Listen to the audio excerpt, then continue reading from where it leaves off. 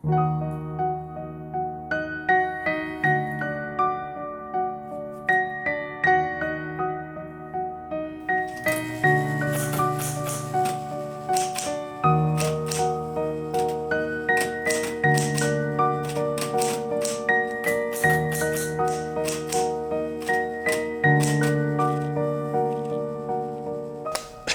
up, everybody? It's Joey. We got Cameron here and Jimmy off camera over there. Do another episode. We do have a special guest today, an old classmate from a long time ago, and a magician and a mentalist. Yeah, I think so. Something like that. I practice in the dark arts. Okay, of sorts. That's perfect. But that was a good intro. No one's ever called me a special guest before. But Jordan Jonas, welcome to the show, man. Oh, thank you. Thank you for having me. Yeah, thanks for coming. Thank you. I put pants on for this. I guess I didn't need to, but... like right at the door you put them on. Yeah, right at the door. Yep. All right, cool. Thanks. No, I'm kidding. That's it. Easy. Cool, man. Yeah, so we go back to high school, actually. Yeah, I blocked out. Yeah, me too. That's all gone. Yeah. But I remember. I remember the positive people and the more positive situations, but that was a long time ago. Yeah, it was a long time ago. It's crazy how much time goes by. Like, I remember you doing your magic tricks like in school and stuff. Yeah. And then I remember at the after party, that thing. Right. That was a long time ago. Stephen Michael Quesada, Gomi. Yeah, Breaking Bad. Right. That was crazy. That was a long time ago. So what you been up to since past 12 years or so? Oh, well, now I'm in finance. I don't even do magic anymore. I'm just I deal ketamine and I'm in finance. So that's my Albuquerque dream. Right? Yeah. I'm living it, baby. It's like New Mexico's Walt Disney. Yeah. That's what I've been called. Very magical. Yes. No, but no, I am, all kidding aside, living the dream. I just wrapped my first tour circuit anyway, which was a big goal for me and something that I've always wanted to accomplish, because normally, like, I fly out and I do one show and then I come back, and then I fly out, I do another show, come back. So I've never really had like a circuit, and it was overwhelming, but got it done, and now we'll be moving on to doing more cities and other towns now that I know kind of more or less what the hell I'm doing. I still don't know what the hell I'm doing, but I'm figuring it out. That's cool. It was with what is Oddities and Curiosities, or do I have it backwards? Yeah, the Oddities and Curiosities Expo. That was the first show that I did in Houston, and then we ended up driving and did another, not an Oddities show, but just a standalone show in Dallas, and then we wrapped up in Austin. So, cool. Yeah, it was a nice little experience. Texas. Well, yeah, and then there's Texas. That's a conversation for a different podcast. But I hope you went, was it during the summer or the winter? Yeah, it was, God, when was that? It was last month. Oh, okay. Yeah. Was it humid on there? Houston was miserable. It's worse there. It's horrible there. And then trying to keep this up in that kind of weather is not fun. My hair is naturally curly, so I turn into a poodle. Yeah, well, believe it or not, so is mine. Yeah, okay. Yeah, so it gets kind of, I don't know how to describe it, but it gets crunchy and yeah. Oh man, that's cool though. That you've been because you've been doing it for 22 years now. Yeah, 22. Yeah. Even though I don't look like I'm that old. No, you look pretty young. I'm a vampire. I'm really like 350 something, give or take. But yeah, I just turned 30 last October, and was faced with mortality, and I was like, oh shit, I need to start doing something. I need to start booking more shows out of town, because now I'm 30 and I'm having that crisis. And yeah. I understand. That's cool that you're getting out there, though. I mean, Yeah. Like, it probably the scene here was pretty rough. It definitely is. Like considering, I do 2 different kinds of shows. I have shows where people book me or hire me for like weddings or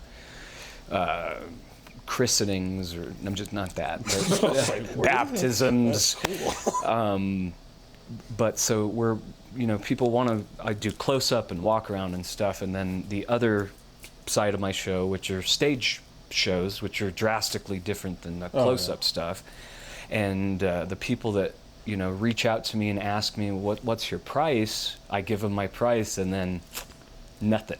And people don't really want to pay for that here, and that was kind of a bummer, which made me, I had to, seek out other places and other ways that I could, still make a living from this. But it's I've had good things here and some not so good things here, but Yeah, and plus, well, because we're ghost hunters, so we kind of know, like, a lot of people here are really superstitious. right. Yeah, so it's really hard to... I've kind of dug myself a grave there, so to speak, because of how I portray myself and the occult themes, and then I do also like seance theme and talking to the dead and the history of spiritualism and everything, and that's can be off-putting for people. So because it is like that here in New Mexico, right?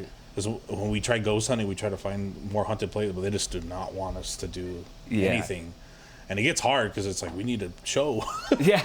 We need some kind of content. We were looking up stuff too, where it's like they're saying,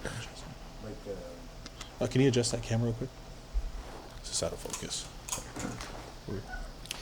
No, leave it out of focus. They don't want to see this. Just probably move it that way. And Just turn it off. In fact, just throw it out the window. Like center him in the camera. There you go. That's better. Cool. That's good. Yeah. I don't know why I went out of focus. But yeah, it's really hard to find places, no? Yeah, because they'll be at spots where it'll say like this place is haunted. Try to give them a call, like we're respectful, we want to do some investigating. And they're like, nope, we don't want anything to do with that. We don't want to work with this. All right, bye. But yeah, I was like, all right, well that was cool. That was nice. well, Sad. I got a place for you that they would be more than happy to accommodate. It's called the Painted Lady Bed and Brew. Never heard. It is, it's pretty, it's had quite a background. And it used to be a brothel and a lot of killings, a lot of knife fights, gun fights. But it's like Ghost Adventures filmed an episode nice. over there a couple of years ago. And there's one of my friends also has a ghost hunting show called That's Some Scary Shit. And we filmed an episode there, and I had hands down one of the scariest really? physical attacks happen to me at the Painted Lady. But What happened? well, it's interesting you should ask.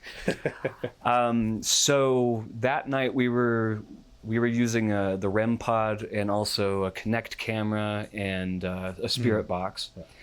And the creator of the show, Tommy, he put me in charge of asking the questions that night because he knows that I have background in doing seances, and my intentions, my questions are very respectful and thoughtful. And so he called me up and he's like, we're going to film an episode of That's Some Scary Shit over at the Painted Lady. We want you to be there because you're our ghost bait. And I was like, geez, Tommy, thank you so much. I thank you for the honor. And he's like, I'm sorry, I just think we'll get more things happen if you show up. And they definitely did. And I started asking, your typical questions. Who are you? How did you pass away? And once I asked, how did you die? There was a voice that came through the spirit box, and a very gruff voice that said, stabbed. And then we asked, where were you stabbed? And it said, corner. Well, in the corner of that room, the original hardwood floors are still down back from the brothel and the saloon. Okay. and there is a blood stain that is still soaked into the corner of that room. And then once it said corner, the Kinect camera mapped a stick figure that was writhing around on the floor. And it was all like, really intense. And then I just kind of hit a wall. And in the episode that we filmed, you can see like when I just clock out. And there's this huge red welt that appears on my forehead. And I was just not well. And I felt 3 very distinct stabbing pains in the side of my stomach once that figure showed up on the camera. And it got to the point where they had to take me outside of that room because I was just totally fried and out of it. But that's crazy. Out of all the haunted places that I've ever been to in the United States, Painted Lady, that is it's a really, really cool place, but shit happens there. That'd be really cool to check out. That'd be cool. Yeah, we've done mostly our cases like are pretty much around New Mexico too now. Mm-hmm. Yeah, we've done a few in Arizona, or just one now. Yeah, just one in Arizona. Yeah. Huh? All right. So what got you started? I know you probably started like as like early age, like when you started magic. Yeah, it was 5 or 6 years old, somewhere around there, and it was never like. It was just one of those things like, oh, I'm gonna play with this for a little bit and then piss off with it, and we'll move on to the next thing. Yeah. But it stuck. I mean, I think when I first started to learn stuff, it was that way, and I was like, oh, I don't have the patience for this, and I put it aside. And then I saw, I don't know how old I was, like maybe 8 or 10 years old, David Blaine's first street magic special. Oh yeah, that was... And then that's what threw me back into it again, and that's when I really started taking it more seriously, because I liked his persona and his character. And I always tell people, if they don't know who David Blaine is, the best way that I can explain him in those days, he was a quaalude shaman. And he just had like that, hey, you want to see something? And it was just, that is what sold me, and not really, of course the trick too, they go hand in hand, but it was just that presentation of this guy's fucking weird. And he's making people kind of uncomfortable, but then once he would finish it, their whole demeanor would change, and they would just be like ecstatic and happy and like over the moon, or they would freak out and would just F off running down the street. And then to see those reactions, and to see like he would be doing magic for people in Haiti, and it's a universal language, and it connects people and everything. I think that's why most magicians get into it. But it was seeing that is what made me really want to pursue it.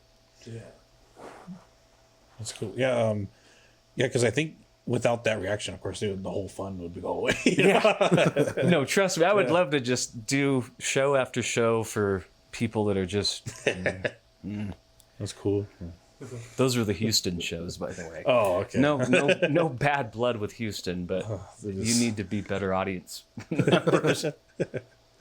Oh man, yeah, because when you have an audience, like you kind of get like the vibe off the audience, and it kind of. Yeah. If it's bad, it's just going to be a bad show. It's a symbiotic relationship, because you're feeding off of them, and then they're feeding off of you. Yeah. And you're right. Yeah, that makes or breaks a show, is having a good audience. Yeah, because it's almost like they put on a show for you at the same time. Right. Yeah, it's like, because we've experienced that, where it's just like move or something. Yeah, do something. Choke. I don't know. Something. Fall to the floor. Because we'd be like up there just like trying to bash our heads and just go crazy on stage. And like when there's none of the people like jamming out to you, you're just like, all right, I'm starting to feel weird up here. Yeah. Yeah, I can get uncomfortable very, very quickly. Yeah, because then you just almost feel naked up there or something. Yeah, well, it doesn't help that I am. Yeah. Sometimes true. For some shows. Just I tried looking up those videos, but they're not on YouTube.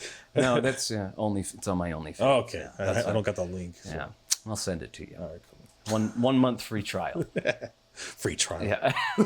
A month? That's a long time. Yeah, well, I've worked out a deal with the OnlyFans people. They liked my content. Oh man.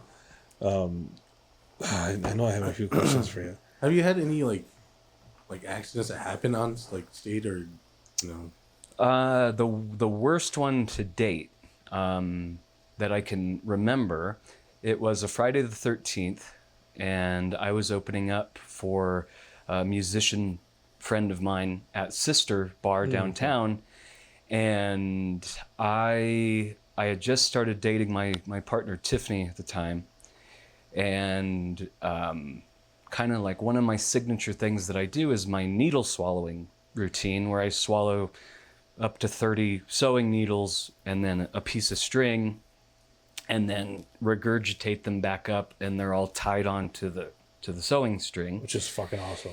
and it's an old school kind of a sideshow thing that goes way, way, way back a long time, and I've been doing it for I don't even know how long. It's been so long, and so I have it down. It's just muscle memory. I can do it, and I've never had an issue until that night, because believe it or not, there is a right and a wrong way to swallow needles. And you want them to go down this way, not so much this way. And that night, one of them, everything else went fine, but one of them went down too far, and it went that way. Oh. And I immediately could feel it, and it was rubbing up and down, and that's not supposed to happen. And I felt it, but I finished, pulled the rest of them out. I finished. I was supposed to do one more thing after that, and I immediately just dove off the stage and ran into the bathroom because it was getting worse and worse and worse. And Tiffany had seen me do it so many times before that, she knew that something messed up.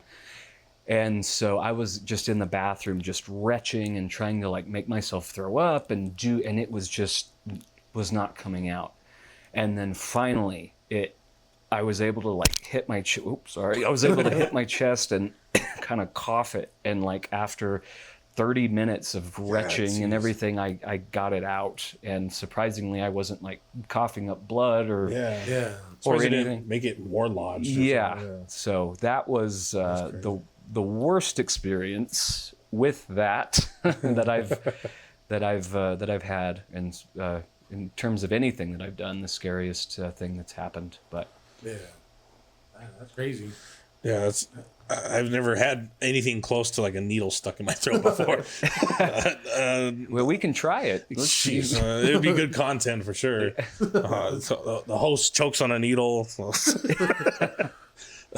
Why'd you choke on a needle in the first place? There's your thumbnail right there. No, just me just This was just like laughing too. I know you guys just laughing at me. Like, it's crazy that you do that though too after, having that incident, and you still do it too. Yeah, I still do it. Yeah, I still do it. Too crazy, too gnarly. Yeah, I'd be like every time I like redo it, I'd be freaking out. Yeah. Yeah. Because I cut my eye on my guitar one time when I was on stage, and every time I get a little freaked out every time. Oh God, yeah. Just because I don't know even how it happened, but yeah, it's just because I think it's that guitar that's over there in the corner. Okay, yeah, that looks like a cursed guitar. Cursed guitar. Yeah, it's haunted. Now I'm scared of it. The string is just gonna break and right into my eye. So what do you think is like different now that like with magic from like maybe like the 80s and like now? Like what do you think is well, it's like even going back to the 70s, like you had guys like Doug Henning, and it was the 70s, so it was super like kind of corny and kind of, but it was the 70s, and then the 80s, that's when Copperfield started coming out, and I like David Copperfield, I respect David Copperfield, but I never really liked that type of magic before, Style, because I always thought it was corny and everything. But just kind of the inspirations that I've had, like my influences and the things that I've tried to bring into my show to make it different. Having influences with musicians, not just magicians, but musicians and bands, and seeing what they did theatrically, how to captivate people and stuff. But I mean, magic has gone through a lot of different phases and changes, and everyone has their own way of presenting it. And I mean, hell, you even have Christian themed magicians, and I've never seen that. Yeah, That's strange. You don't want to. It's upsetting. It's disturbing. It's like Christian metal or something. You think what I do is disturbing. I don't want to watch that. But I mean, just like any other art form, it goes through peaks and valleys, and some people make it look really good, and then other people, not so much. I remember when I was a kid, I was like really fascinated with magic. I thought it was like the coolest thing, and then as like, I don't know what it is with like YouTube creators. It's like almost like they try to like spoil the secrets now. Have you noticed that? Right. Yeah. How do you feel about like people showing like kind of like how things are done sometimes? I'm not bothered by it because, well, I take that back. I am bothered by the people that just like do it on TikTok just to like for views or whatever, and they don't put anything into it. There's no presentation. It's just like, here's this thing that I just bought at the magic shop, or that I just ordered. I just learned it 2 minutes before rolling camera. Here it goes. I don't like that. But like, there's some really good YouTube channels out there that respectfully teach magic, and you're not going to get the next generation of without people. that. You have to learn we all had to learn somewhere. Something had to be revealed to us at some point. So in that aspect, I don't think it's a bad thing. Yeah. Because I was thinking too, like Penn and Teller do that though too when they do their act, and like at the end of it, they always like explain how it's done and everything. Yeah. What comes to mind is their great clear cups and balls routine. Even if you try to follow it, it's kind of you like, actually get even more lost watching them do it. And then there's some guys that are really gatekeeping, like old. Some of these older guys that no, we can't be revealing the secrets, and it's ruining our art and everything. Like, come on. It's like, how are you? Like you said, how are you going to inspire the next generation if we don't really show them anything? Do you have like hard times like making new magic or something, or like tricks? And making new tricks or anything, or is it just hard because there's just so many? I mean, everything's been done. So, and I don't create a lot. I mean, I do. What's the best way to put this? I put my own kind of personality and character into whatever the thing is that I'm learning, but I'm not really a creator of my own stuff. Like your own style, I guess. Yeah. So I will like take one thing and maybe add something from another thing onto it, but there's brilliant people out there that come up with a lot of this stuff. It's like, how the hell did you think of that? And I'm just standing on the shoulders of giants, essentially, because there have been so many brilliant magicians to come before me, and I'm just putting my own heart into what they created to get something new out of it, if that makes sense. That makes sense. Yeah. She's got to go pick up her kid, so we're going to pause for a second. All right. She'll be back in a little bit. Was it something I said? Cause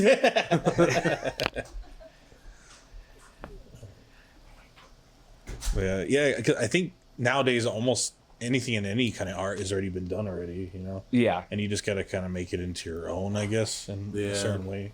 Like, as you said, like taking like pieces from like this part and this. Mm-hmm. That's how it is. Like, with like music too. We're just like taking pieces from like bands and everything, or like the inspiration we get from it. Yeah. Right. Or like, how did they get to this part? Somehow create a bridge or something. This stuff like that, you know. Right. And it's probably the same thing with what your art does. You know? Yeah. And there's a specific word that I'm trying to think that explains what it is, but of course, right now I'm on the spot. I can't think of what the word is. But as soon as we're done, I'll end up remembering what it is, and then we'll have to add it back in later. The camera's back on. Just to come back, just for that. Yeah. Or we'll just have you record you saying it, and then we'll just add it. Yeah, right. Oh, yeah. That's funny. Is there anything like you would want people to know about magic that people don't already know? Like maybe like the lifestyle or... That's a good question. Yeah, the lifestyle, it's brutal. It's drugs and alcohol every single day. Very, very and you drove here. Right? That's what they need to know.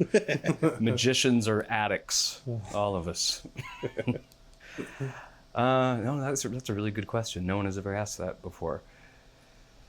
I feel like a lot of people, they view magic on a surface level, like it's just the trick. Yeah. Like that's all that it is.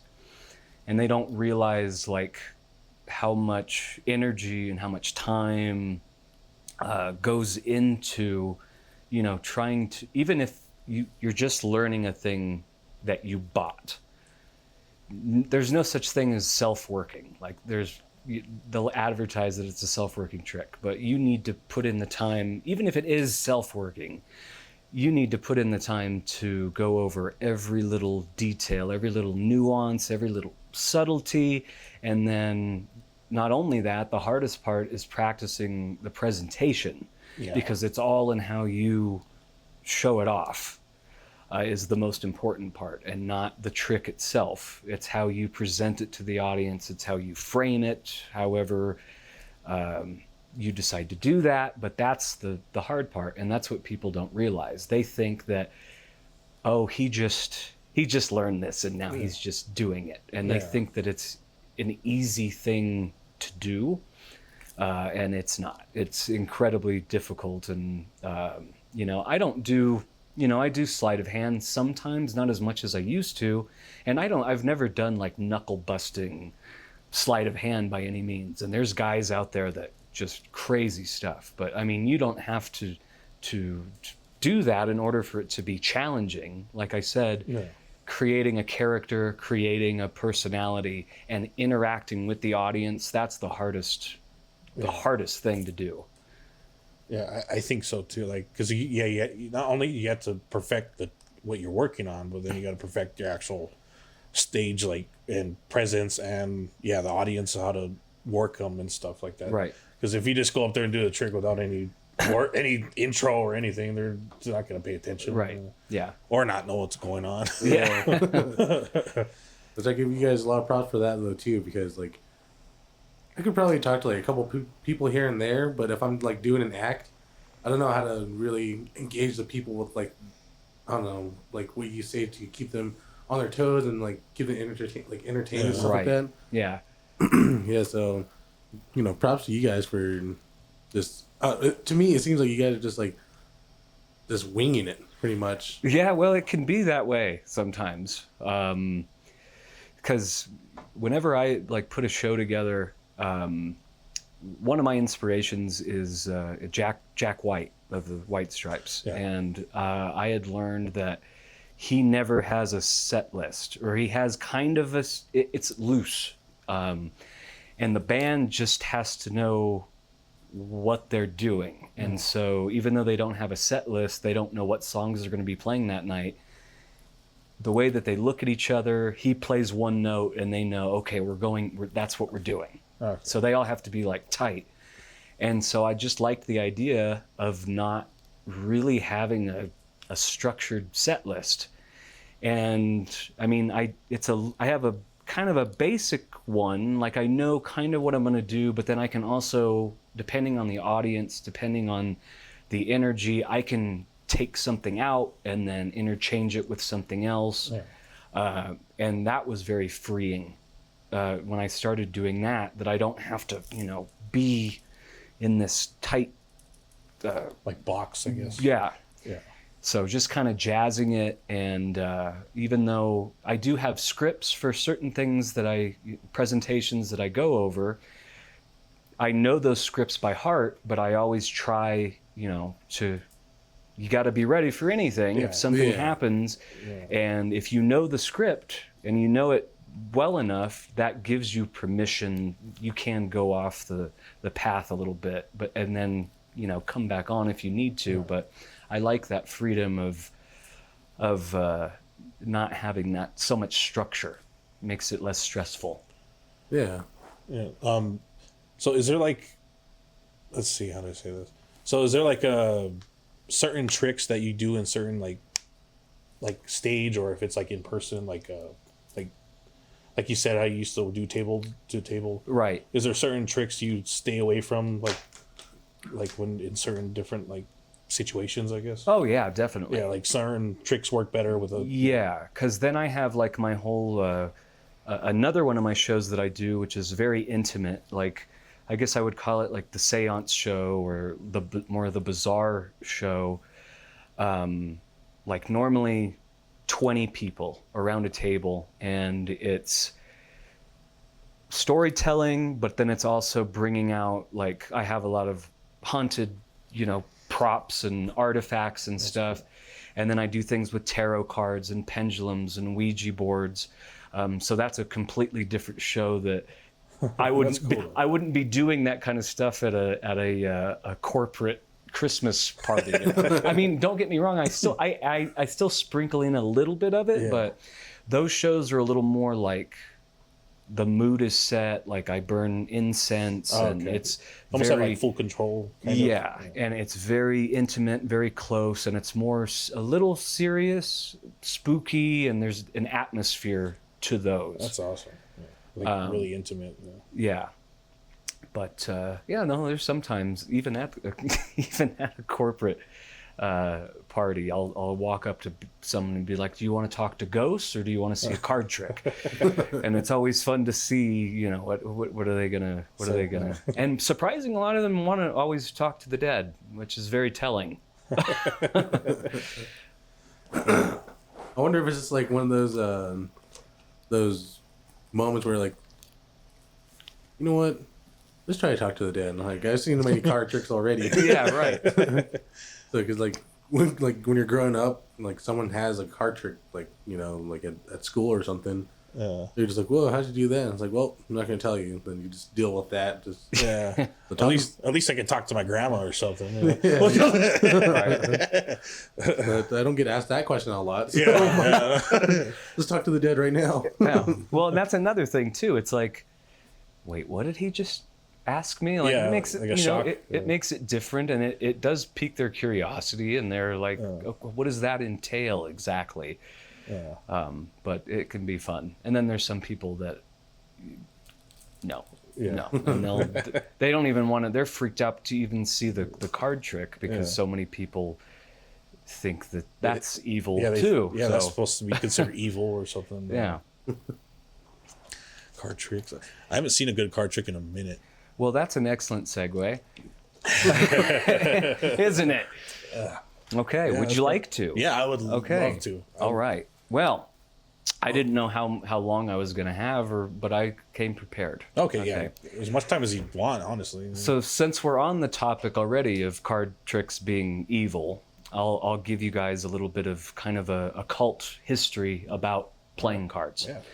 So anytime you think about playing cards, the two things that come to mind are gambling and magicians, pretty much. Yeah. But fortune tellers and psychics were using playing cards way, way long ago to give people their fortunes. And they were the precursor to modern day tarot cards. It was something called cartomancy. So they would read the playing cards in the same way that they would read tarot cards for the individual. And in many parts of Europe in the Middle Ages, playing cards were actually banned because they were considered to be evil by the church. And it was so much so that anytime a group of people got together to play cards, it was always kind of a legend that the devil himself was always present. And playing cards were not allowed on the church premises whatsoever. So not only that, they also said that the devil would mark one card in every single deck of cards for himself. And the only people to know what that card was would be people that were in league with him. So that being said, name a card.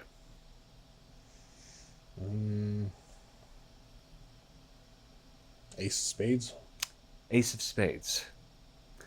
Now that might be, some people might think that's a common choice, like everyone names the Ace of Spades. So I'll give you a chance. If you want to change it, you can, but you don't have to.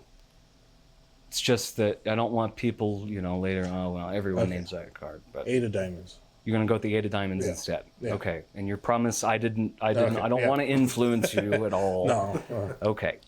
So I want you to remember that. Just keep thinking of it over and over again, because that's going to be important later on. Okay. Now, the reason why we're doing this is that this was a test in persons accused of witchcraft later on. They would bring them up onto the stand. They were asked to name a card. And if that card bore the mark of Satan himself, then torture, followed by hanging or burning at the stake. So we're just going to imagine right now that we are back in the Middle Ages. All right. And that you are on the spot.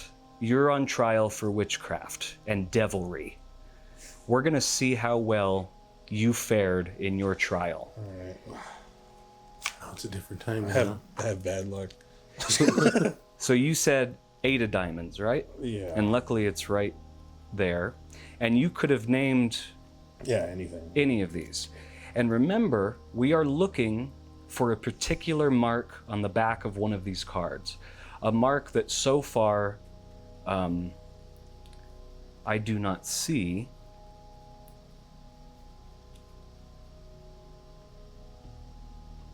But I'm curious.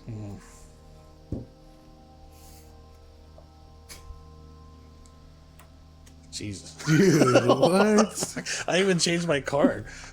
That's crazy. All that I can say is let us be grateful that we are no longer No in shit. the Middle Ages. Yeah. I'll be hanging right now. Or You can keep that. All right. That's cool. Right on, dude. That's badass. Oh, That's man. crazy. Well, let's just try to burn you now. Yeah, that's how we're going to end the I'm just on the stove. episode. You just It's electric. It's electric. Oh, man. That was... That's crazy. Yeah, because I even changed my card. I got nervous when I was picking a card. I was like, I don't know. as you should have been. Yeah. Jeez, I told you I had bad luck. Well, we got to know a little bit of history, and we got some gnarly stuff happening. So when you talk about talking to the dead, like, what do you mean? So when I do like Like your job. right. Yeah. So it's I mean it is as it sounds. So normally I use like the old school kind of techniques that were used in early seances, like bells and tambourines and drums, like very simple stuff. And we'll try to reach out and communicate with a specific person, and then just see what happens. Really, it's kind of like you never know what's going to happen. And some nights things do happen, and other nights it doesn't happen. And that's the tricky part of it, is like it's always a bummer that the night. Of course, if I'm doing it, there might be a couple of things that do happen, but yeah, it's an interesting experience. Yeah, I've never been to this. Yeah, well, that's going to have to change. Yeah. Yeah. Yeah. Well, like, what made you get into, like, learning... Like that singing part, or- anyways. Yeah. I've always been into just the weird stuff. I was always the weird kid growing up, as you can attest to that. And that was just in high school. I was a mess in elementary school. And I would always check out, books about cryptids and ghosts and exorcisms and stuff. And I was just really into the weird and bizarre. And, I watched old school horror movies with my grandmother who brought me up and everything. So that also had a lot of influence into it. And that's where a lot of the occult-y kind of stuff came from, just because it was residual and I always was into it. And because magic is an occult art form, why not combine, dark themes into what you're doing? I think it's more fun when it's like a darker kind of theme, magic, I think. Right. Yeah, it just makes it, as I said, it just looks like it's just worked by like dark magic, so you'd see more of a reaction out of that instead of like a happy magic or something. Yeah. Happy magic. like putting rings together or something. I try to break it up, even like for the more serious shows. Like I still, you kind of have to kind of lighten up the mood a little bit, because a lot of the themes that I talk about can be pretty brutal and but I can't help but not add in some kind of something funny at some point. Yeah. I like that. Yeah. Plus, I don't know. I get weird at funerals. I always tell jokes. Yeah. And so it's kind of, I get it. People hire me for funerals. Oh, really? Yeah. Wow. No, I was like, really? Oh, you all got me off guard. I was like, one shit. day I need to check that off of my That'd be pretty cool. My list of things that I performed at a funeral. That'd be crazy. But I've performed in some pretty weird, a lot of weird places, Masonic temples and Catholic churches and everything in between. That's so crazy. They knew what I did, so it was on them. Were they like kind of weirded out after at some points, or was it just like good? I used to do a Russian roulette with a spike, and that's a pretty popular one now, which is why I stopped. I stopped doing it because everyone was doing it, and a lot of people were getting hurt. Yeah. And the church show, that was not the reason why they didn't like it. I couldn't even get through it because they thought that I was mocking because of the nail and the hand. And that was like really early on, and that was like halfway through my show that day, and they pulled me aside and they were like, you have to go, pack up, because you're making a mockery of the crucifixion. And I'm like, okay, I'll see myself out. Jeez, that's crazy. I don't think I've ever been kicked out of a place like that. Yeah. Like a church or something. It's crazy. At least you can mark off your list. Check that one off. You're like, I should have burned at the door, but what happened? All of their safe guards fell through. Still walking through, just catch on fire. And that's the show, kids. Oh man, that's funny. Is there any other hobbies that you have? I mean, this takes up a lot of part of my life, but when you do have spare time. Yeah, I make weird little shadow box things. Oh, that's cool. I don't know, they're multimedia, it's hard to explain, but they're of course, little vignettes, creepy little things that one might be themed to look like a fortune teller booth, and then I made one that was like an undertaker, and it was the shape of a coffin, and it had embalming fluid, little bottles of embalming fluid in it, and so yeah, I do that every once in a while. For the background. Yeah, I haven't made one in such a long time, so that might put the fire into my ass to start doing it again. You said you had haunted objects, so what's your favorite? I guess I don't. If that's a thing. That's a good question. Yeah, because I'm pretty sure you have multiple favorites or. Probably the darker one that I have that I'll bring it out for shows sometimes, but not all the times. It's a collection of photographs, post-mortem photographs from the Jack the Ripper trials.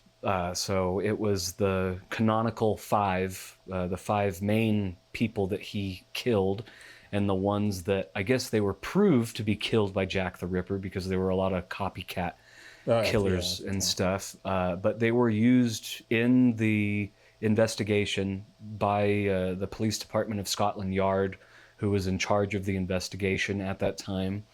And like I had a special box made for them and everything, and like I keep it locked. But it also came with like other photos of other people that were also supposedly a part of the investigation as well. Some other women that were alive during that time, and then other women that were killed during that time, but using dissimilar methods, and then other women that were also possibly killed by Jack the Ripper. But those hold a heaviness, needless to say. And even when I do show them to people, they'll hold on to them, and they can only get through a few of them, and they'll just start crying, and they're like, okay, I can't do this, I can't touch these. Crazy. And I would say that's my favorite one, just in terms of how brutal. And it's history. Yeah. So. And some of those, the post-mortem photos are just like,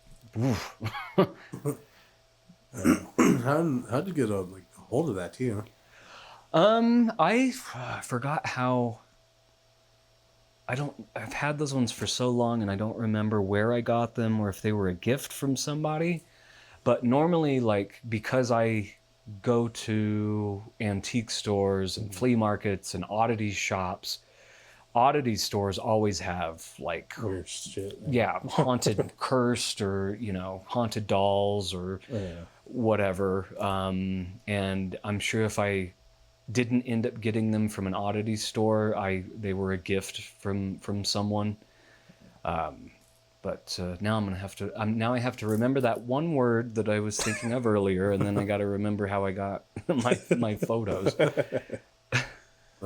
Pretty gnarly gift though. Yeah, I've thought about buying like haunted objects, but at the same time, like I'm creeped out by it. There's something in my house that walking around. Yeah, and I have all of my. We have a side bedroom that is just used for that stuff. Yeah, because I had a coffin that was built for me to use on stage, and I ended up building it. I don't know why I chose the wood that I did, but it's way too heavy and it could not be traveled with. And so my dad turned it into a bookcase for me. Oh, cool. And so that's where I keep all of like the really like cool, a lot of the cool stuff that I have, a lot of the taxidermy, wet specimens, haunted stuff. Oh, cool. And even though I'm not a really religious person, like I said, intentions are everything. So I hang up rosaries outside of the coffin itself and everything, and every once in a while do some smudging around it, because there'll be nights when I go in there to turn off the light and something will just fall off of the shelf, or some of the things that are hanging up on the wall will fall off, but I've never been like hurt or scratched or anything. Because I think it's like respect too. Like, yeah, they could pick up on that. Yeah, very much so. And that key word is intention that I just keep coming back to. It's just, as long as you pay them respect, they're not going to mess around with you.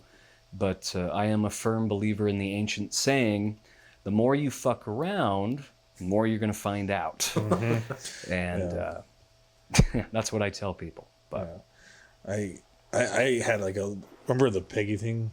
Oh yeah. Yeah, I had like I didn't do it out of I didn't do it out of disrespect at all, but the Zach Bagans Museum, right? Yes, yeah. And they have the Peggy, the haunted doll. Mm-hmm. Well, they always tell it. Well, I've been there twice. The first time I went there, they told us not to look at her. And me being a ghost hunter, I looked into her eyes and I said hi. And I was mean or anything. Right. And nothing happened. I came back later on that year in December. And I went back in there and I had my girlfriend there at my time. I was like, last time I looked in her eyes, I was like, you don't have to, or don't. And then I went in there and I was like, hi, Peggy, do you remember me? And I looked right in her eyes again. And they had a spirit box running constantly in there. And they said that she usually just tells people off. Like, that's kind of funny. But that time, right when I got in front of her and I said hi and I looked at her, she just said, you belong here. And that was kind of weird. And then the lady was like, what did she say? I was like, I think she said, I belong here. I don't know. She was like, I never heard her say that. And I was like, so it was kind of weird. And then I think it was like the next month we did that ghost hunt. It was at Donna Ana County Jail. Oh, yeah, it's a good one. Yeah, we went there and we did a Ouija board session in the cell area, like the recreational area where they do like where they eat and stuff. Right. And it was Cameron, Kyle, and myself, and which was weird. That was a whole different story, but on another part of it. But there's another ghost hunter. We have Pickles, his brother, and I swore I saw him walking with us all the way down to the cells. Even Kyle said that too. Yeah. And then we get there, and I was like, well, where's Pickles? He's, oh, he stayed back there. And I swore I saw him following us. But anyway, so we're in the middle of the Ouija board session. Kyle's seen a little girl with his own eyes, like peeking into the door. And then we kept hearing someone touching the rails and everything, like the bars.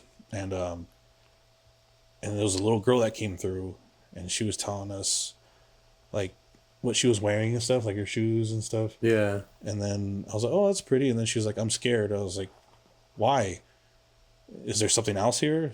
Like, yeah. And I was like, is there something that was here before? And she said, no, that we brought it here.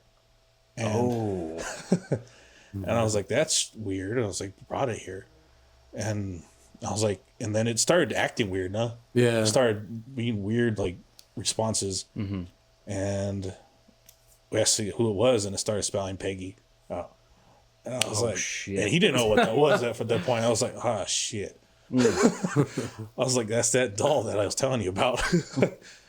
And it said that it followed me there, and I asked why, and it just said it liked me. That was it. Yeah.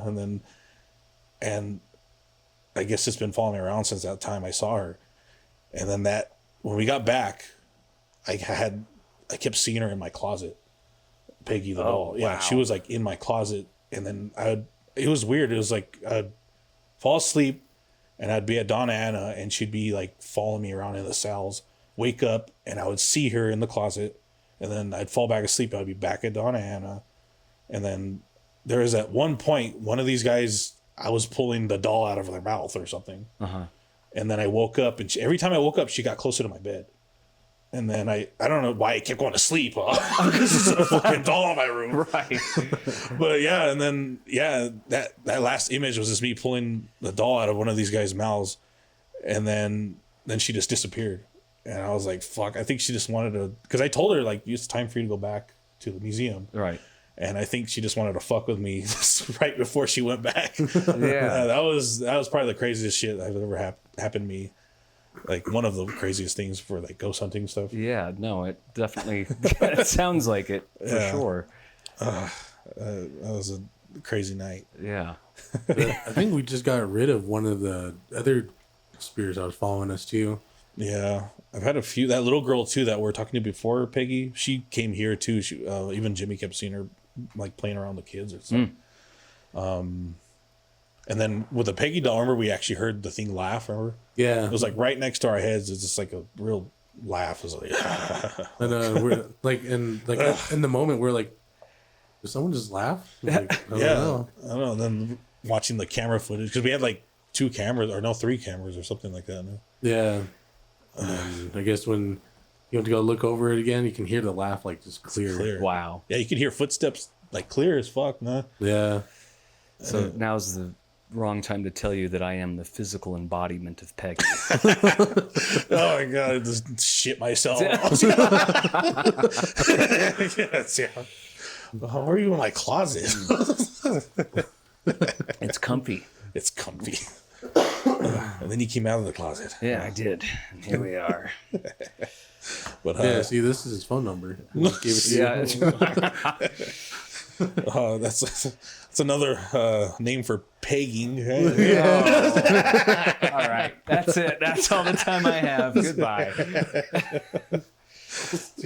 But oh god, we had another suicide house. Because you're familiar with Old Town. What a segue. We're going from pegging into the suicide house.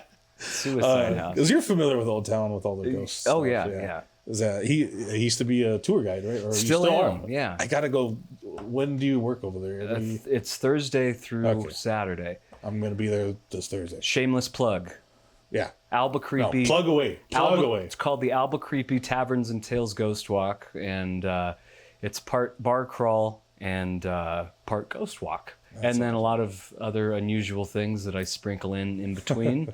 But it's about a 2.5 hour long walking tour, depending on how drunk people are or whatever. But yes, you let me know, and We should go. I will get you guys I am down. hooked up. Yeah. You said Thursdays? Thursdays, Fridays, Saturdays. Okay, So it starts at the Old Town Emporium in Old Town. Which day is best? Ooh, Thursdays tend to be a little more slow. Now that we're getting into the height of summer and everything, it's going to become a shit show. But I like Thursdays or Fridays. Okay. Saturdays really seem to be like the busier time. I'll let you know then. Yeah. Yeah. But anyways, so you know, right where you guys have like your little office. Mm-hmm. Well, right across the street is like, I don't know if there's that restaurant, and then there's like a little alleyway. There's apartments back there. Right. Yeah. And there's a house that's right there. Mm-hmm. They used to have a big fence in front of it. Well, this girl told us that her dad owned that place, and there was 2 deaths in there. One was a suicide, and one was, well, basically a suicide. Yeah, basically. So the lady hung herself on the front porch. No one found her for like a couple of days because the fence was so high. No one visited her. Mm-hmm. And so she was right on the front porch. The next tenant, he, what was it? I think he was he was just diabetic and... He got an infection in his leg, and he just let it take him. Yeah. Damn. And so she was like, I don't know if it's going to be haunted, but you guys can check because she knew we were ghost hunters. Mm-hmm. And my dad owns it. So she asked her dad if we could do it, and he was like, "Oh, you guys not gonna find anything." But the day of, he was just like, "You guys don't know what you're messing with." Yeah. And I was like, "That's No, weird." that one like threw us out. We're just like, I thought you didn't believe or something, right? Yeah, So it almost didn't happen too. Right. yeah, because they almost changed their mind. Uh-huh. And we got there the first hour or two, we were barely getting voices and stuff, and oh man, it started like kicking off like with Adam, right? Or was it, no, she was like seeing like a black mass, right? Yeah. In one of the rooms, and she kept staring at it. We kept telling her, don't stare at it. And it kept manifesting in front of her. And then she started acting different, like someone else then. Yeah. Yeah. And so that was like one of the first things. And Adam got one of our ghost investigators got something thrown at him. Inside, he could hear it hit the wall. Yeah. And then he goes in there by himself. We actually got this on footage. He goes into this house by himself because we're doing solo investigations at this point. He goes in there. He goes into where Bill died, which was the man that died in there. He goes inside, and he's like, "Hello," and he's one of the guys that didn't believe it all. Yeah. After this night, he didn't want to do the investigations anymore. So he went into this room, and he's like, "Hello," and on our camera, you can see like his pants because he had like loose pants. And he could just see something grab his leg.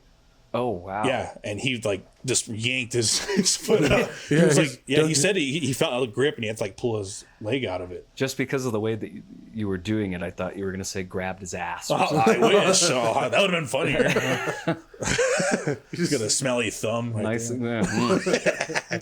But yeah, he freaked out after that. Yeah, and then you went in there after that. Yeah. And when I went in, just by myself and with my investigation, I just go full dark, and I don't take He's the light. brave as fuck. Yeah, he just has the night vision on the camera, and that's it. Completely dark. Well, that's fun.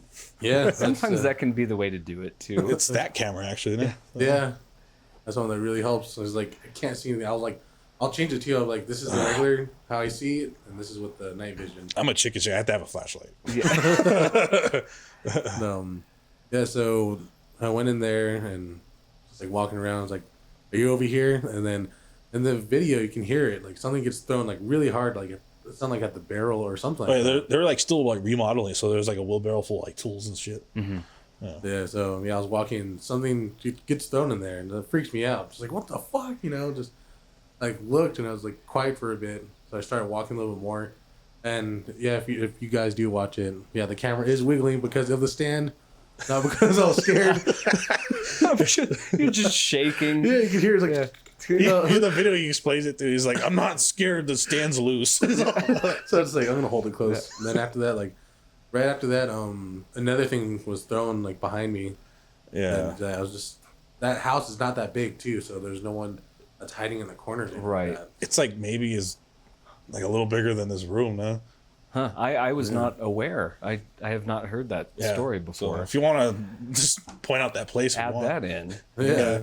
That was even the craziest shit that happened that night either. Yeah. It was when. Yeah, me and Pickles went in there. He did a Estes method, and it was we were in there, and Bill came through and then helped him pass over, and then Pickles, and then something else came through, and it was like more like dark. Mm-hmm. Kept saying that they were mine or something. I think it was another spirit that was like kind of suppressing the other ones or something. I'm not sure, but after that, you guys were hearing stuff outside, huh? Yeah. It was So when they went in, we have like a timer for like 15 minutes or so for the investigation or the solo investigation, and I was sitting out and just talking with Adam, and next thing like you hear like this door open and you hear like someone walking on the rocks, and like walking out of the house, and I was like, huh, well, it hasn't been 15 minutes yet. And I guess it's a short investigation. And I looked over the fence and there was nobody there, like at all. So I was like, I was hearing footsteps, and then slowly there's like rocks being thrown like around the house and stuff. Damn. Yeah, because we heard like a bunch of big loud noises while he was in Estes method. I was like, dude, stop! Like, what the fuck? And then Pickles, like, he was like deep in Estes method back then. He really got into it. It was weird. When he got up, around his feet were wet. Yeah, which is a sign for not good activity. Right. Yeah, is when you see water on the floor and stuff. Yeah. He peed himself. Oh, you just pissed himself. I get it. That's a bad thing. But yeah, and then we went out, and then yeah, sure enough, it's on camera. You see rocks getting thrown over the fence and stuff from inside the yard. Wow. Yeah, that was crazy. And when we already packed up and we're about to leave, and we went to the van, and there was shit getting thrown at us as we were leaving. Yeah. Yeah, They didn't like us there. Get the fuck out of here. Yeah. Well, now I want to go. Yeah, I haven't talked to her in a long. I don't know if the family still owns the house or not, but yeah, it's like right across. Like there used to be a fence up, but they took it down. Oh yeah, speaking about the fence too, when they were doing their solo investigation, me and Adam, we were still talking, and something like, I would say if we're outside of the van like this, and the fence was that way in the corner, that thing like shook like really violently. It was like, like that. It was like, oh shit. Yeah, And and the girl, there's apartments next to it. She actually lived in one of those apartments. Mm-hmm. She called me in a panic, telling me like, I can't sleep here, so you got to come and do something because like something's watching me in my home. When I got there, she was like full panic. Well, she had newspaper covering all the fucking windows and shit. Wow. Yeah, So would you say that's like the most active place that you've been to yet? probably. yeah. Yeah. That's probably the most intense one that we've experienced on that one. Yeah, that was one where we almost pretty much got chased out of that place. Yeah. Throwing rocks at you and everything. Wow. That's crazy. Because we were actually supposed to do the Ouija board over there too, but Yeah, but we didn't get a chance to. yeah. Yeah. If you ever want to go on a ghost hunt with us, you're more than welcome. Yes. Yeah. Oh, that was going to be my follow-up question. Oh, really? I would love to. Yeah, we would love to have you as a guest on Yeah. there, or even a recurring one. Yeah. Because we like people that like are really into this stuff. Right. Because it's really hard to find people like that. Yeah. Yeah. Especially as we discussed in Albuquerque. Yeah. Yeah. Exactly. Yeah. Yeah, so we've been trying to find. We have like a list of locations where we're possibly going to be going to. Mm-hmm. So if you're down, some are going to be here, some are going to be in Arizona. Okay. Yeah, Yeah. if you're down. Yes, I most definitely will be. All right, cool. Cool, man. Yeah, because we did. What was the last? Gila was the one we did in Arizona last. Gila, Okay, cool. The 1910 jailhouse. Yeah. That one was pretty crazy too. Yeah, I got some pretty good stuff on those ones too. Yeah, we had like windows opening, closing, voices, like a voice like right next to all of our heads. Yeah. And it was like, hey, that was creepy. And actually took a picture of an apparition. Oh yeah, I actually got something on camera too. I'll show you later. I'll send it to you. Yeah. Yeah, I that show that I was talking about where we did the Painted Lady, I filmed a few episodes with them because I don't consider myself to be a paranormal investigator, but the creator of the show, Tommy, he was just like, yeah, you can tag along, and we did a full investigation of Old Town, and then we also went up to Madrid and did an investigation of the Mine Shaft Tavern. We went to that one too. Did we? Is that one? Is it the one where it has a big ass hole in the floor? Or no, we went to. No, I don't know. Oh, I think it started with the M. It did start with the M though. Yeah, it might have been a different place, but Okay, it was a different. Yeah. Yeah, and then we did the Painted Lady, and those were the only ones that I filmed with them. But he did, similar things. He would go to different places here in New Mexico and do different investigations and stuff. So I would be more than happy to tag along with you guys. That would be really awesome. Yeah, like I think our show. Yeah, I've been watching. I haven't been. I'm not paying attention. I'm just watching the show right this the whole time. I'm pulling these questions out, or these answers out of my ass. Hope you don't have ADHD. And I also realized, because I'm really bad at this, anytime I'm doing a podcast, is that you have to explain what's going on. Oh yeah. And we should probably explain what happened in the card demonstration that we did for the audio. Yeah, because we do video too. Yeah, right. But yeah, people, if you want to see the actual card trick, just go to the YouTube Actually, channel. you know what? Let's not tell them. Let's tell them that'll give them incentive to go and watch it. Yeah, go watch it. Or Spotify, because the video's on there as well. Yeah, I meant to do this. This was all orchestrated. Planned out. Yep. Oh, man. The thing that happened is we were all in awe when it was happening. Yeah, that was crazy. Yeah, I was like, what the hell, man? I haven't. God, I don't even know last time I saw a card trick. I've never seen a card trick like that at all. Ever? No, not like that either. Yeah, that's crazy. And then with the story behind it, it's pretty cool. Yeah, it blew my mind. Probably in the video, we're like, just a mouth that's open. the thumbnail. We all got to pose for a thumbnail. Yes. But geez, man, that's cool. Yeah, it's really cool, like the recurrent connect, because we never really talked too much in school. Right. That much. Yeah. It was more like in passing, or just I knew of you. Right. And then I was such a quiet metalhead kid, so yeah, and that was the same thing with me. I was just so introverted, and like back then didn't really like to. High school already made me uncomfortable, and I was like, Yes. But no, I'm happy that you reached out, and like this is a perfect thing for me to be a part of. So it was meant to be. Yeah, like I'm so glad that you're still doing it. Yeah, and, me too. Like, because I looked you up, and I've seen you over the years doing stuff, and I was like, yeah, it's so cool. You still stuck to it, Yeah. And you just got off a tour, so I was really excited for you about that. Right. So that's really, I'm glad you're still pursuing it. Yeah. I'm trying to think of. Are you familiar with the musician Tom Waits? Tom Waits, no. Well, if not, you should be familiarized. But one of my favorite quotes, and I'm probably going to butcher it, but I'm probably going to butcher it. He says, well, it was either a career in doing this or a career in interior refrigeration. And yeah, I'm going to see how wrong I misquoted that when I get home. But that's the gist of it. I love Tom Waits. Yeah, because I rather having a regular job. It pays the bills, but then pursuing something you're actually passionate about. I rather struggle doing that. I fucking hate this. I'm in hell every day. I don't like this at all. In fact, I need help. That's why you came on the show. Yeah, that's right. I'm bankrupt. It sucks like doing stuff like we go broke all the time. Yeah. The music shit, yeah. Because we're in a band, we're a touring band, and it's fucking rough. Yeah. Being on the road is tough. That was very quickly found out, even though like it was just, it was a small little stint, but man, it really put it into perspective for future ones and everything. Yeah. Especially like hauling whatever you need to take for like stage props or whatever. Right. Yeah. Oh yeah, that's the big pain in the ass.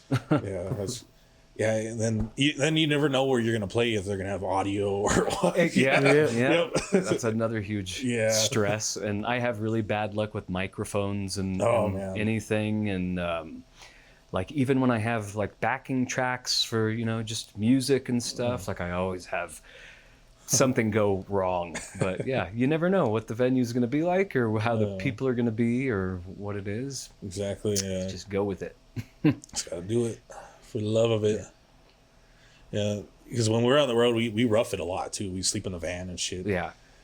But it's fun though. It's like you meet new people. Right. And that's what was that. So we couch surfed a lot. Oh yeah. And so I have friends that are in the sideshow, freak show community a lot of the time, and they're very supportive. And like I was able to come in contact with some people that I had never met before, and they were like, yeah, you can stay at our place as long as you promise not to rob us. And we did rob them. We made out like bandits. Don't tell them, and I hope they don't listen to this, but I didn't really. But yeah, just meeting specifically sideshow performers are some of the friendliest people I have ever met. And every year I do the Oddities and Curiosities Expo, I'm always with a different sword swallower or a different, whatever, glass eater or whatever the bit is. Yeah. And I think they're friendlier than any magician. Well, I mean, not any magician I've met, but the point I'm trying to make is sideshow performers are very lovely people and very nice. That's good. And how far, would you want this, the whole... what's your goal, your next goal? I want to make it, bigger. I want to make, even my stage performances and stuff a lot bigger, I guess. Not like illusions and stuff, because... Like theatrically bigger? Theatrically bigger, yeah. Thank you for helping me out. But yeah, just production value and stuff like that. And of course, adding more cities and being better at, because it sucks to reach out to places. And like for every 10 places that you reach out to, maybe one will get back to you or will say yes to you. Well, that date's booked. So. Right. So or locals only. Yeah. Is that happening in the musician? I think there's some places out there. Yeah. I'm sure somewhere. I can't think of any. We get that a lot. We're like, we only do locals. I'm like, what the fuck? Yeah. It's like, I guess we're gonna look for another place, I guess. Right. And you're just sitting there, just looking up everything, and just, I'm so tired. Yeah. So there's two words in show business. I've kind of, haven't mastered the first part of that, but I'm good at the show, not so hot at the business. So that's what I would really like to up my game with, as well as trying to figure out how to have a more comfortable conversation with these venue owners and figuring out pricing and all that. This is boring. Why the fuck am I talking about this? Nobody fun. Cares about No, this. they probably do. Yeah, I do. Because probably everybody's they think, okay, everybody can get a show and everything like that, but at the same time, you just they don't know the struggle. Yeah, the whole background just to get one spot for. Right. That's what I thought it was going to be like. Oh, I'm going to send my stuff. They're going to love me, and they're going to book me immediately and pay me millions of dollars. And that's not the way. Is that yours? This turned off for now. That didn't happen. I have the same That's what I woke up to this morning. So I like got PTSD. I thought it was my phone. There are those times though too when the alarm goes off and you're just like dancing inside your head. To that song. Yeah, and that's why you're always late, man. You don't think of it as an alarm. It's like, this is a sick vibe song right now. Specifically that song. It slaps. What the fuck? Just cruising down the road. That's all I listen to. It was like, oh, and that's why you're late. Just jamming. Just jamming in my dream. But no, like people probably want to know that because it is hard doing like the business side, especially when we because it's so awkward to like ask like about money and prices and stuff like that sometimes, or just even calling somebody, you know. Like, and then just like making sure that you're not going to get stiffed. Yeah. Like you have to present your rate like up front immediately and then have it in paper and everything. And don't send money. I've had to I've had to learn all of that the hard way. So. Yeah, we've been burned a few times too. Yeah. A really bad recent one which sucked. No. But yeah. So I think what's really cool to actually like put into like perspective, like if you really like doing what you're doing and everything, like with your magician and the other stuff you do on the side, and us with the music, it's like the same struggles that we're going through. So maybe it could be like a person who's like painting a bunch of stuff or just their own artwork. Yeah, just like any artwork, you know. There's a lot of people just don't hear that other side like, that we're talking about. And that's what I was shocked to hear, because I guess I know magicians tour, but there's not really like. When I was trying to look up videos on like, okay, what's the best way to reach out to people and what's the best way to word your emails, there's really like no formats for magicians. It's all for musicians. So I just tried to apply whatever that was to what I was doing, and because it's kind of not available. Yeah, there's not like a rule book or anything. It's gonna you guys like us as a band or like. I could never get up there by myself. I don't know how you do that. Because, like, for us, like, at least there's the 3 of us or 4 of us. And you go up there by yourself. I'd be so fucking scared. No, I am. Rest assured. Inside, it's chaos. And outside, it never looks that way. But inside, I'm, very tense. Learn how to tame the outside. Yeah. But then there's also, like with most performers, like there's just the switch. It's showtime, folks, and it just takes over, and ketamine helps. So, but no, I understand the switch part. Yeah, I get that because like sometimes it's like right after you take ketamine too. Yeah, it's like right after that, like right before you go on stage, man. But I'm gonna trick everyone into thinking I'm a huge just drug addict. That's gonna be like the how you phrase it on the episode. Yeah, because I do live on Central, so. But yeah, I do understand like the switch. It's I don't know if you do this, but like sometimes like in situations I find myself uncomfortable with, like in day-to-day stuff, I kind of use that switch sometimes. Yeah. So like use like it's almost like an outside persona or something. Right. I don't know why. I don't know if you ever do that. Like if this does help sometimes. Yeah. Yeah. And kind of like a good example of it that just recently happened. So me and my girlfriend Tiffany went up to Santa Fe for one of her friends' birthdays this past weekend. And she wanted me to do something for her birthday. Yeah. And so I did something, and the homeowners were there, like they were talking to me afterwards, and they were like, yeah, you started and like your voice changed and you got into like it went up, and like you just completely changed into like a different person than you were before, and which I always find interesting to hear that perspective from other people, because I don't feel a change. I feel like I'm acting exactly the same way as I was before, but apparently something happens. Yeah. I wonder if that happens like a lot with you, because usually when we play shows, he's like really quiet, but on stage he's like yeah, I'm like talkative as fuck. Yeah. Well, it depends when I'm around. If I'm around you guys, I won't shut the fuck up. But yeah, I don't know. Yeah, when I'm stage, I joke a lot more, I think, Yeah. than I usually. Well, it's like a coping thing when I'm awkward or something. Yeah. I joke or I make fun of myself.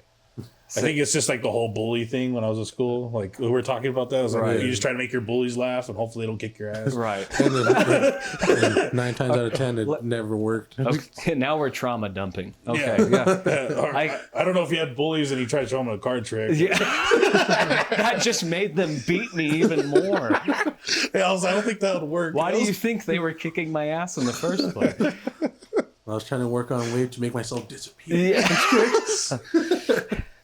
Oh man. But no, that's a good point. Yeah, trying to compensate.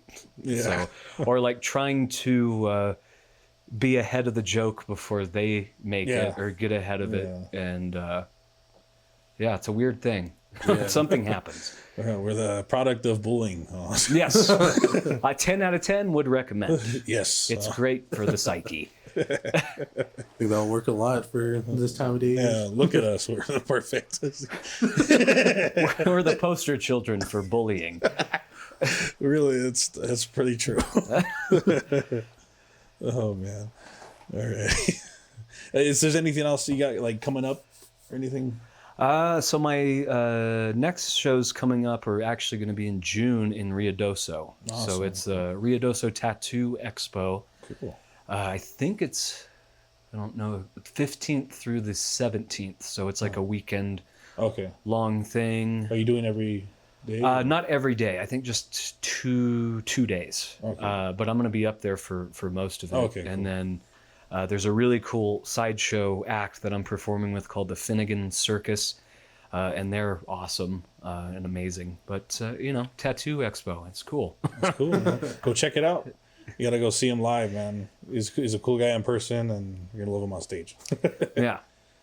So I think it's and then also your Instagram tag and stuff. Instagram is Jordan Jonas 13, and I believe the same is to be said for Facebook as well. And my website is jordan-jonas.com. Had to put that dash in there because there's a hunter named Jordan Jonas, a very popular hunter, and he already claimed jordanjonas.com. And it's ironic because my middle name is Hunter, and so that really, that pissed me off. So I sued him, and we're waiting to hear back. He makes animals disappear. Yeah.